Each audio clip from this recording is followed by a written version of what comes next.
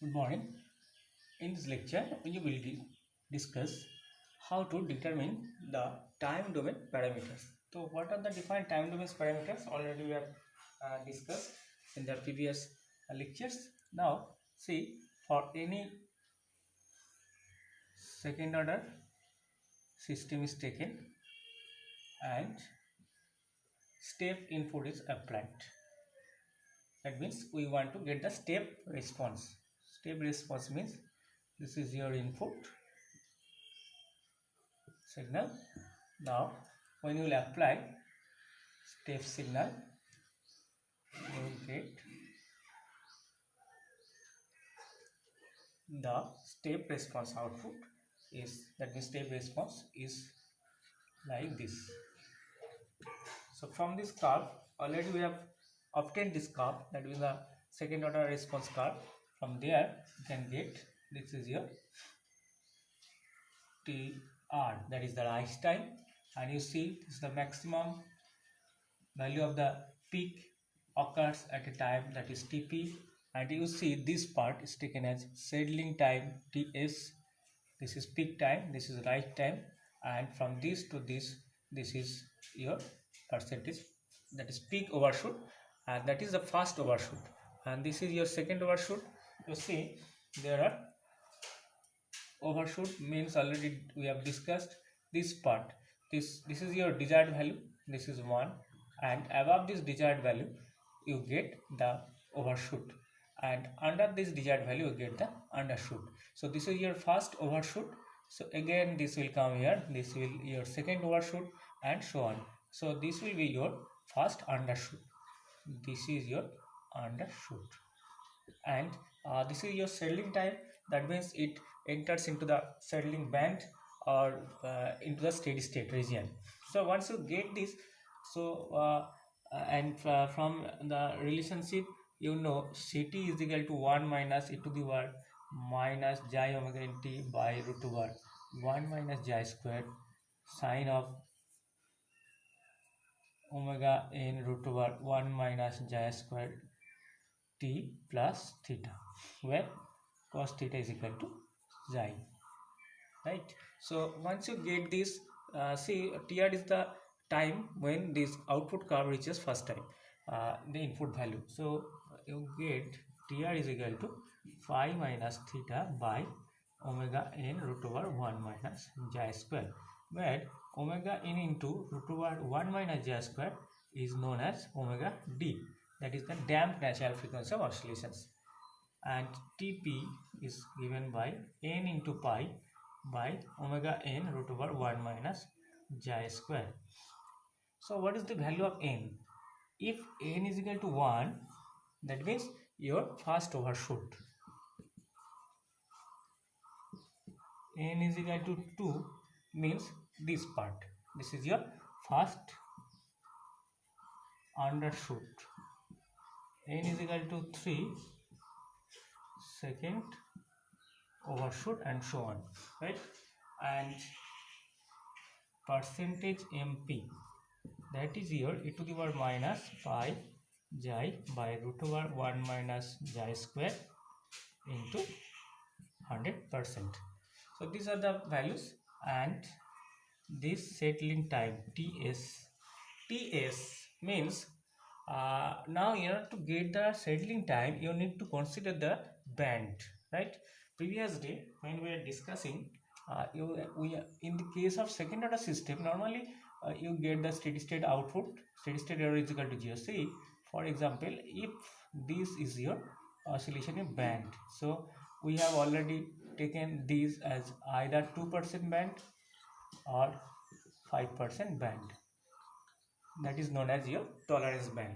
So depending upon the tolerance band, your settling time will be varied. Now TS is calculated based on 3 by j omega n when tolerance band is taken as 5%, and also there is a condition for j. Normally the value of j for any system is 0.6820. So TS is calculated based on this tolerance band. Once the tolerance band is 5%, that means the settling band varies between 1 plus 0.5% of the desired value. So desired value is 1, so 5% means 0.05. So 1.05 in the upper side or lower side will get 0.95. So between 0.95 and 1.05, if this oscillation occurs, then the settling time is calculated on 3 by xi omega n, provided the xi varies from 0 to 0.68. So Ts is again taken as 4 by xi omega n, right? When 2% tolerance band is considered. 2% tolerance band means what? That means this oscillation varies between 1 plus minus 2% of 1. That is 1 plus minus 0.02. So 1.02 and 0.98. Between these two values, if this oscillation varies, then the settling time is calculated based on 4 by xi omega n, provided the value of xi is lying between 0 to zero point 0.8. So in order to get the different time domain parameters, what you have to do, you have to first find out what is the damping coefficient or damping ratio. If the damping ratio falls between 0 to 0.8, then you need to take the settling time like this and calculate the corresponding parameters. Now one important theoretical part or practical part is like this. See this response characteristic curve, and another response characteristic curve I am drawing here, just to get understand certain parameters how they are related actually. So this is your amplitude, this is your time, this is your 1.0 means input. Now say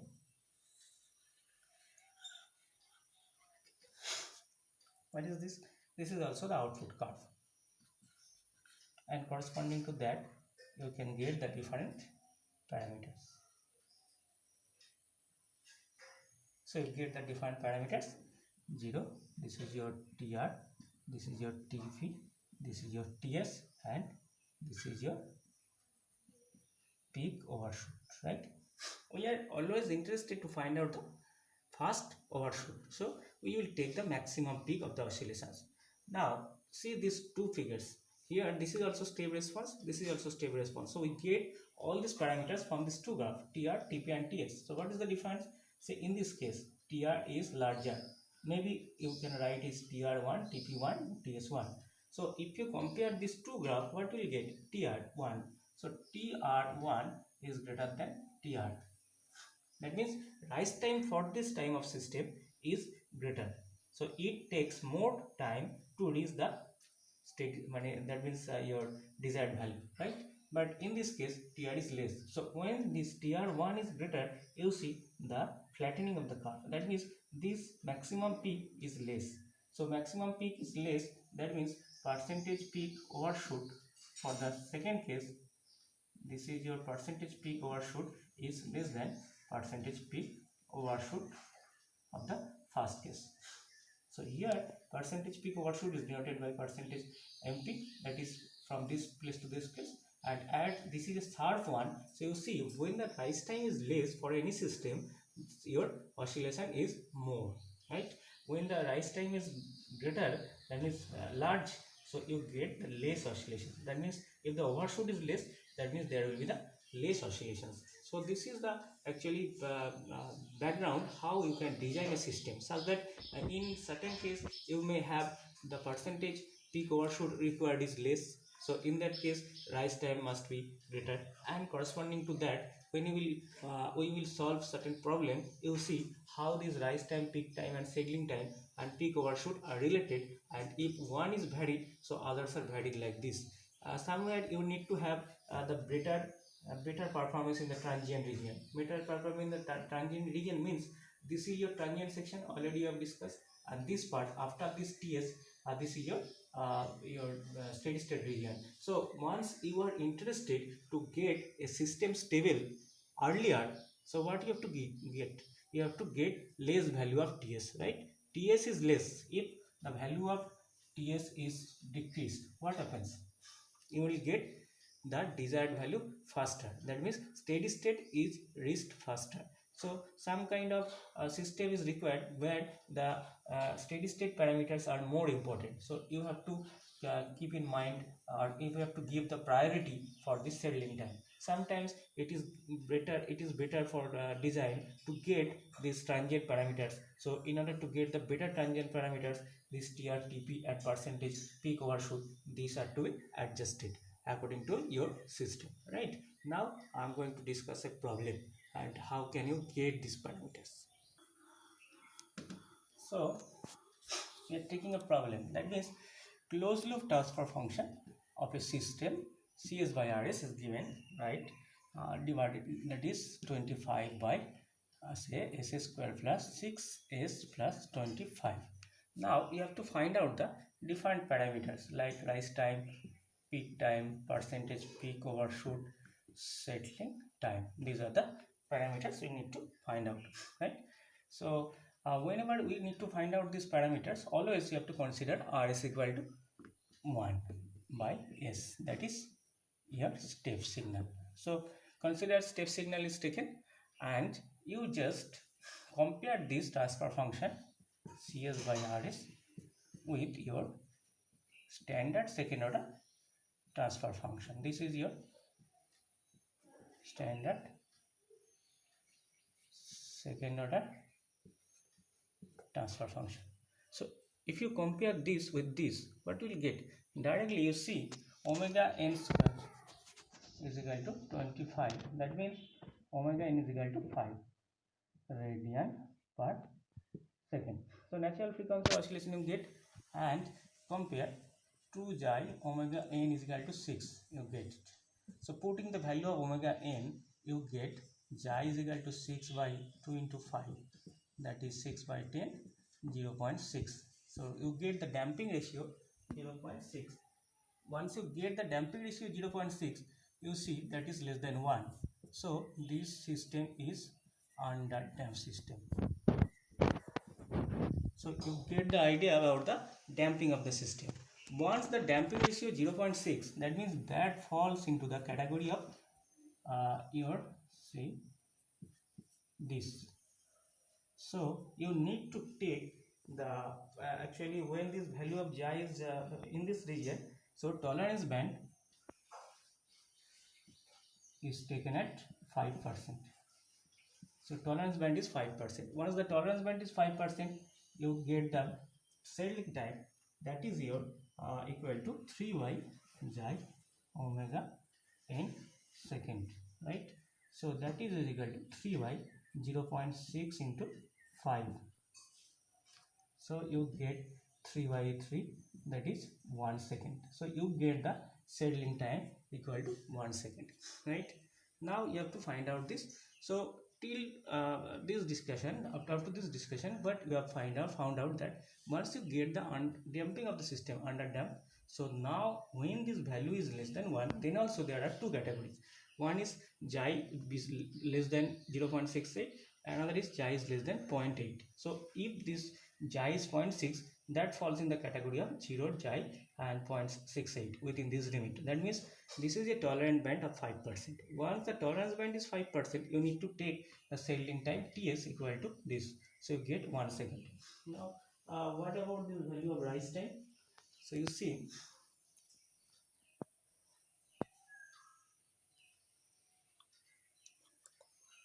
is equal to pi minus theta by omega n root over 1 minus xi square, and we know this is omega d, that is 1 minus xi square.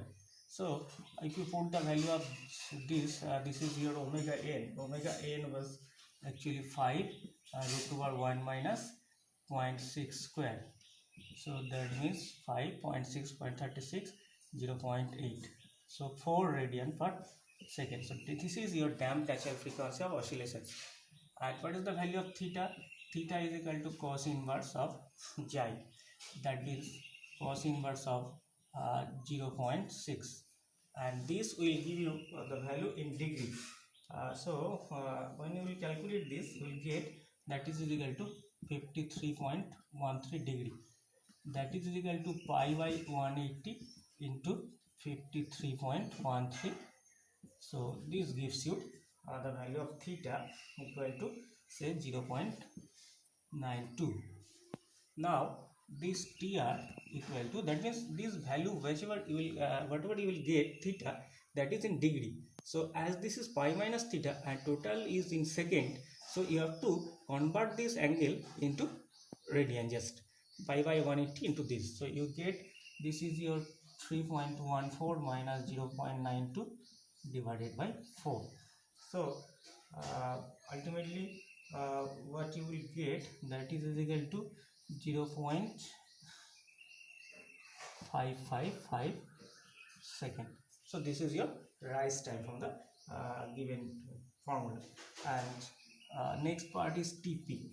TP is equal to, you see, n pi by omega d. So n means if you want to get the first overshoot, put the value of n is equal to 1. If you want to get the value of first undershoot, then value of n should be 2. So in this case we are interested in the first overshoot. So pi by omega d. So you put the value of pi by omega d is equal to 4. So that will give you 0.785 second. So you get this is rise time, this is your peak time, and settling time was found as Ts. Already we have calculated, that is 1 second. And if you note the curve, always you see in the curve is like this. See,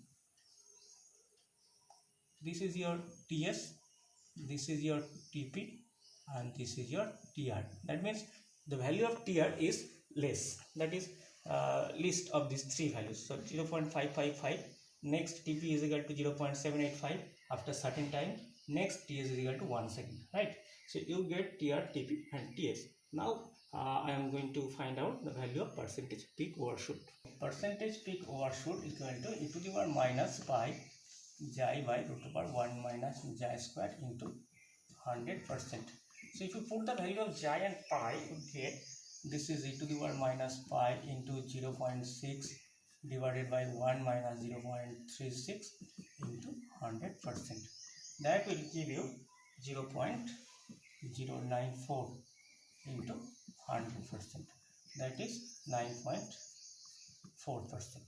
So that is your percentage peak overshoot. That means percentage peak overshoot means 9.4% of 1. So you get, this is your, so this part over and above 1, that is your desired value, is 9.4%. So this value is 1.09 or near to that. So you get the different time domain parameters by using these formulas. Now if I give you one problem, say CS by RS equal to 25 by S square plus 7S plus 25, and solve it. Once you solve it, so you get these five parameters, and when these 4 parameters will be obtained, and see how this rise time and percentage peak overshoot are related. Right? So actually in this case you see xi equal to 0.7. That means damping is higher than previous one. Once you have increased the damping, so definitely percentage peak overshoot will decrease, right? Oscillation will be decreasing, and once the oscillation is decreased, that means the overshoot is decreased. And already I have discussed, if the overshoot is decreased, the rise time should increase. So you should get Tr in this case is higher than the previous case, right? And another last problem is that I will give you one problem, like say one problem statement is like this: if the response of a second order system to any step signal is given by Ct equal to 1 minus 1.25 e to the power minus 3t sine 40 plus 53 degree. The problem statement is like this. So response of a second order system to any step signal is given by Ct equal to 1 minus 1.25 e to the power minus 3t sine 40 plus 53. So find out the time domain parameters, right? So how to solve this problem? Second order system output response is given by e to the 1 minus 3t. Sorry, this was given as 1.253t sine 40 plus 53 degree, right? So in order to get the time domain parameters, we need to have the transfer function, or you need to have damping issue, you need to have omega n. These are the parameters. That means based on this you have to get the parameters. Now see, when the step signal is applied to any second order system, what you will get?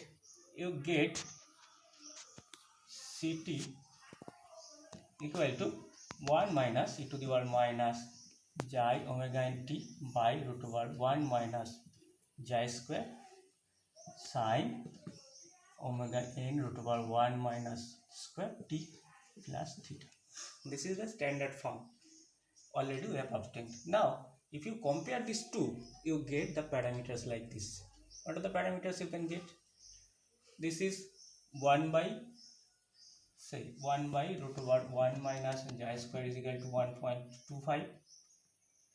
Xi into omega n you get 3, and omega n into 1 minus xi square is equal to 4, and theta is equal to 53. So cos inverse xi is equal to again theta. So you get xi from here. If you get xi from here, you get the omega n from here, and once you get the omega n from here, you may put here to tally whether this is 4 or not, and when you get xi and omega n, you get tr, tp, percentage mp, and settling time, right? So this is the way how you can get the different parameters of it from the response of a second order system when subjected to step signal. And this is all about the time domain parameters findings. In the next class we will discuss about the defined steady state error for defined static error coefficients.